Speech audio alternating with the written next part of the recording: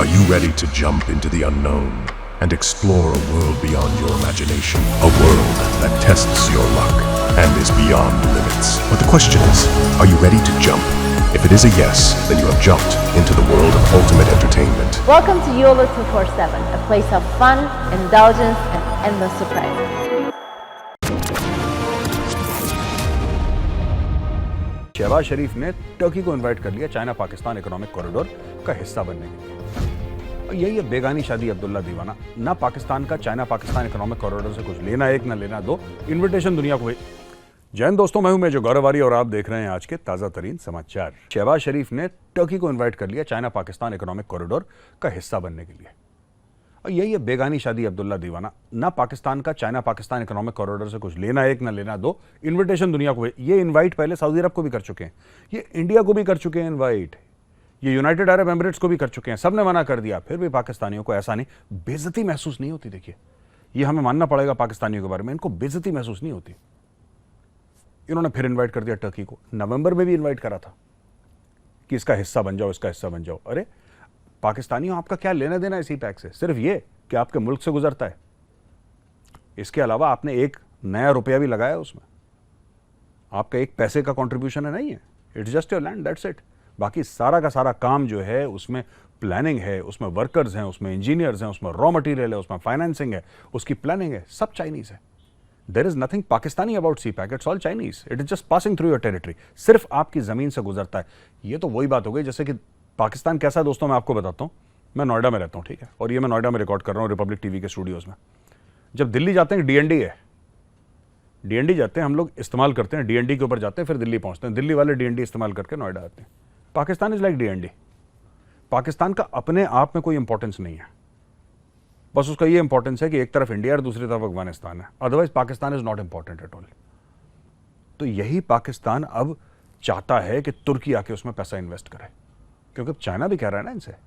China Pakistani से कह रहा है, यार हम कब तक अपना चूना लगवाते रहेंगे? एक बात बताइए, हमें कब तक बेवकूफ़ बनाते रहोगे कि ऐसा करो, वैसा करो, ये करो? हम एक लेवल तक आपको पैसा दे सकते हैं, एक लेवल तक इन्वेस्टमेंट कर सकते हैं, लेकिन हमारा इन्वेस्टमेंट ऑफर जो है वो अनलिमिटेड नहीं है, ओपन एंडेड नहीं है। किसी ना किसी को तो बीच में आके और पैसा लगवाना पड़ेगा यार। और भीख मांगने में तुम एक्सपर्ट हो, मांगो भीख, मांगो भीख, जाओ सबसे मांगो, सबसे मांगो पैसा। कभी सऊदी अरब से मांगो, इससे मांगो, उससे मांगो, तुर्की से मांगो, लेकिन बार बार हमारे पास मत आना। तो ये क्लियर कट मैसेज है चाइना का पाकिस्तान को, जिसकी वजह से पाकिस्तान ने अब भीख मांग ली तुर्की से कि भाई तुम पैसा नहीं दे सकते तो सीपैक में आके इन्वेस्टमेंट कर दो।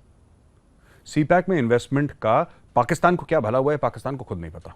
50 अरब डॉलर पाकिस्तान निगल गया, 50 अरब डॉलर चाइना ने पाकिस्तान में डाल दिए। देखने को $1 नहीं देखता वहां पर।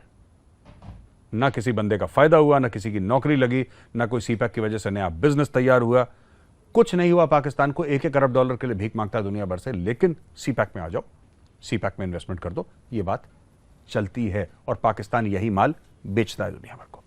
फिर बिलावल भुट्टो ने धमकी दे दी तालिबान को। क्या बोला है धमकी में कि देखो, या तो तुम टेररिज्म बंद करो या हम अंदर आ रहे हैं, या तो तुम टेररिज्म बंद करो या हम अफगानिस्तान के अंदर आ रहे हैं। यही चीज ख्वाजा आसिफ ने भी बोली। ख्वाजा आसिफ कौन? Defence minister. डिफेंस मिनिस्टर कौन पाकिस्तान का? The most unemployed man in Pakistan, Khawaja Asif. उसने बोला। यही चीज जनरल आसिम मुनीर ने बोली, लेकिन करा कुछ भी नहीं किसी ने। आपको पता है ना, इसी प्लेटफॉर्म में हमने कवर करा था कि पाकिस्तानी फौज ने अपनी मिलिट्री एक्सरसाइजेस पोस्टपोन कर दी हैं, क्योंकि उनके पास इतना पेट्रोल और डीजल ही नहीं है कि गाड़ियां आप नहीं चला पाए। तो भाई, जब आपके पास पेट्रोल डीजल ही नहीं है गाड़ियां चलाने का, एक प्रैक्टिस करने का, फौजी एक्सरसाइज तो प्रैक्टिस होती है लड़ाई की, प्रैक्टिस करने का आपके पास डीजल और पेट्रोल नहीं है, तो आप अफगानिस्तान पे जंग कैसे उसके ऊपर मसल्लत करेंगे? कैसे थोपेंगे जंग अफगानिस्तान के ऊपर? किस प्रकार से लड़ेंगे आप जंग? आप नहीं लड़ सकते। लेकिन धमकियां देने में क्या जा रहा है? लेकिन तालिबान धमकी नहीं देता दोस्तों, आपने देखा होगा। जब भी ये धमकी देते हैं, सुसाइड अटैक हो जाता है। जब भी पाकिस्तानी धमकी देते हैं, सुसाइड अटैक हो जाता है। तो ये स्टोरी जो है ना, ये चल रही है पाकिस्तान और अफगानिस्तान की। अच्छा, ऐसा है कि यूएस स्टेट डिपार्टमेंट के जो स्पोक्स पर्सन हैं मिलर साहब ने एक बयान दे दिया कि हम सपोर्ट करते हैं भारत और पाकिस्तान के बीच में बातचीत। पाकिस्तान में खुशियों की लहर दौड़ गई। खुशी की एक लहर नहीं दौड़ी दोस्तों, खुशियों की लहरें दौड़ गई पाकिस्तान में। पाकिस्तान ने कह रहा है, देखिए साहब, अमेरिका भी कह रहा है बात करिए, हमसे बात करिए। अमेरिका क्या कहेगा इस पे?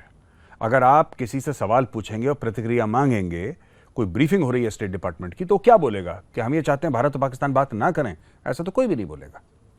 लेकिन ऐसा हुआ है कि उन्होंने ये बोला है, अब पाकिस्तान इसको घुमा रहा है। ये प्रोपेगेंडा मशीन देखिए पाकिस्तान की दोस्तों कितनी खूबसूरती से काम करती है।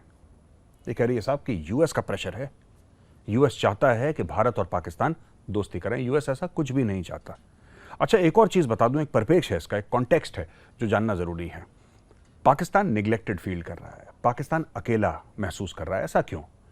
क्योंकि पाकिस्तान में जब भी पैसा आया वो कमा के नहीं आया, वो तब आया जब जितने भी वेस्टर्न पावर्स थे उनका अफगानिस्तान से कुछ लेना देना था।